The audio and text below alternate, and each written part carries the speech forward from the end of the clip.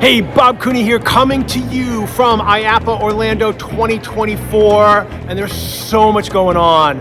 There's so much VR to look at, so stay with me. I'm gonna show it all to you.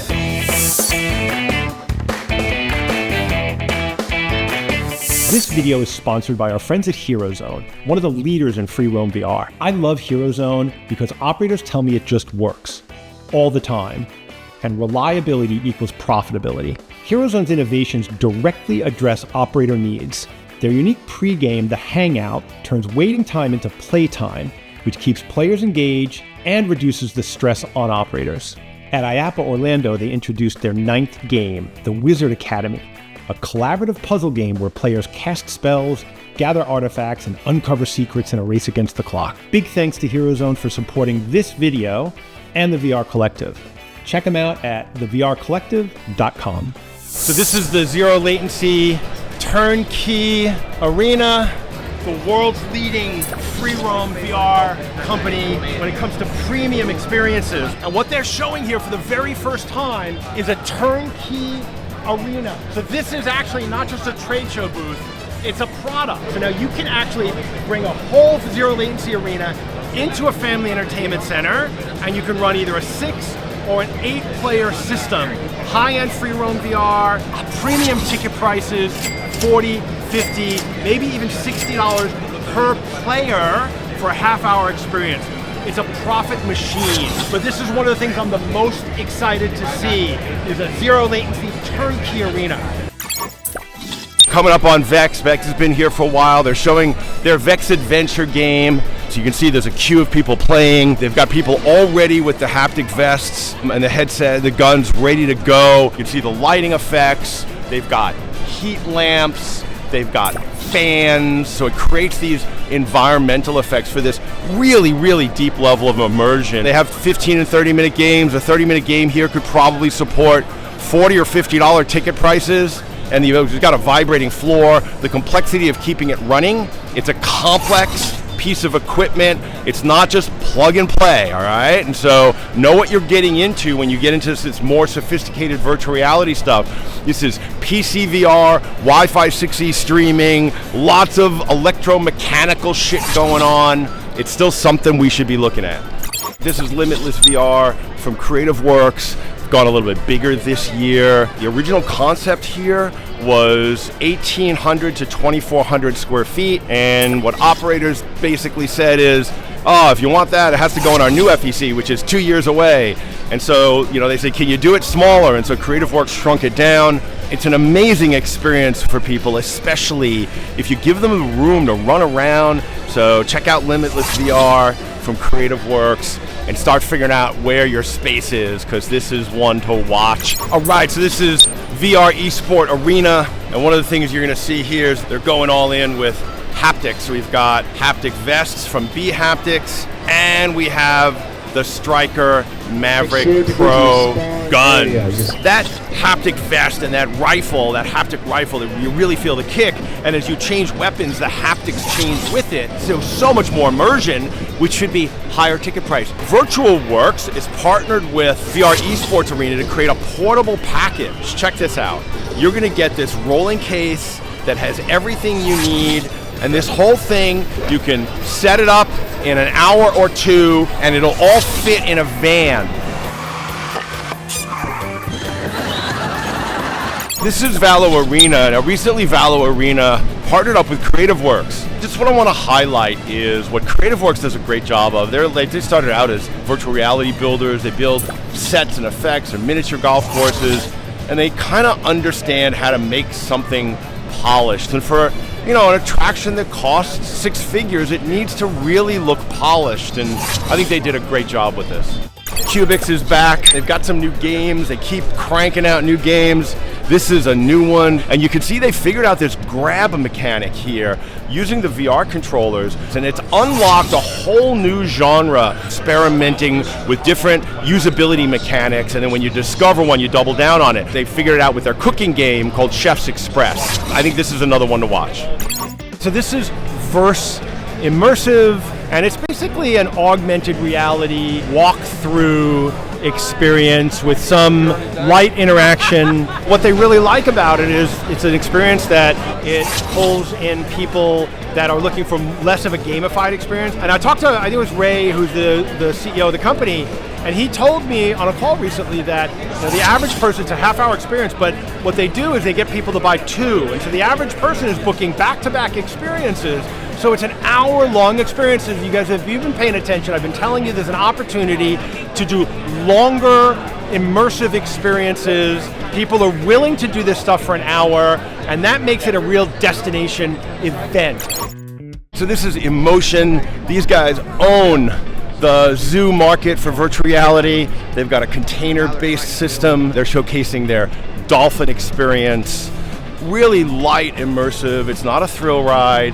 It's an experience, and it's a great business model. It's turnkey, super easy to deploy, super easy to operate, and people love it. All right, we're coming up on the SpongeBob VR Bubble Coaster. And one of the unique things about this, not only is this an unattended VR product, but this is a frickin' vending game. This is a vending ride, and it's the only product that I know of that is rugged enough to be out in the public. Since some people might see this as a negative, I see it as a positive, is they're using standalone headsets in an arcade game. These guys are using a Quest, and which means the cable isn't an HDMI cable, it's just a standard USB power cable. Here it is, Godzilla VR Kaiju Wars. This one's interactive. These turret-based shooting games, super popular. This one they give you a bar to hold on to. They've built into it using hand tracking with that leap motion that's built into the headset right there. Raw Thrills has this lineup now of coasters, interactive shooting game, and they keep coming up with new content updates for all of them. So these are platforms. Now bHaptics finally gotten into the VR business. This has been a long time coming. They acquired Major Mega, who is the developer of the SpongeBob Dynamic Duo. Now this is a 2-player, it has amazing curb appeal. Look at how natural these keys are with the headsets. They take them on, they put them off, they understand what's going on. And the nice thing about this is, players, once you do one role, you're gonna wanna do the other one and play twice, and it's got amazing replay value. Now you can see here, they've got fans up front, and that is a motion base. That's gonna start moving too. Now this is HyperDeck. We've seen HyperDeck now for a few years. The other big development from Major Mega. This is the first time we've seen it at a show. Look at that, the wind. Look at their shirts blowing. And that floor moves a lot, and that haptic rumble in the controller. And so you get an amazing immersive experience. You can fit in a box that's about 17 feet by 17 feet. This is, easily supports a $20 or $25 ticket price for each player. Now LAI created the category of not only virtual coasters, but unattended VR. One of the challenges of this whole thing has been reliability of the headset, and especially the cables. And they've been working with a company out of China called DPVR. The nice thing is, the part that moves is going to be this piece. So as the cable goes, all you have to do is replace this here, and you don't have to wire the cable all the way back into the PC. You've got a really good field of view. It's really good to see the improvements going in to continue to try to make this better for operators. Now this is a prototype, not ready. It's going to go on test, I would imagine, pretty soon. You got a rumbly floor. You've got this beautiful attract mode, big screen, and you get wind effects out of there too in here. So again, we're getting these arcade games that are creating these amazing haptic environmental experiences that allow you to charge more, create a more immersive experience for people. It's awesome. I just got out of MegaVerse. It's a really compact box, it's turnkey, it's got a vibrating floor, it's got wind in there. And then one of the things they're gonna work on is actually tying their locations together so you can do, multi-location, multiplayer PvP games, which is interesting. I wonder about some of the challenges around the operational friction there, but these guys are super creative, and we'll see how they go. The other game I just played was called Vertical Limits, and it was a brand new game mechanic, something I've never done before. They say that in a lot of their locations, it's the most popular game, and I can kind of see why, especially with kids. They claim that on a revenue per square foot basis, this thing is getting in that $600 to $800 and approaching $1,000 a square foot per year. Just starting to getting in VR rabbits territory. And I'm gonna get you some hot takes today. To be honest with you, there's not a lot that's new. What we're seeing is we're entering a stage of the industry where we're seeing consolidation. Not necessarily consolidation with companies combining. I think we'll see that in the coming years. But consolidation of products. What happened is there was a ton of innovation in 2016, 2017, 2018, going into the pandemic. And I think what's happening now is rather than rampant innovation, we're starting to see things get more, people working on reliability, operation, better content, tweaking the little things that operators should appreciate. So one of the things I noticed this year is there are some companies that kind of dabbled in VR, more mainstream coin-op companies, and they stuck their fit in, they brought a product, they didn't understand virtual reality, they didn't understand the best practices, they came in with a bunch of assumptions. They looked at what was out there and they said, oh, we can do that, and then the product didn't work. The game wasn't right, it didn't earn, my opinion, and then they're gonna blame it on virtual reality doesn't work.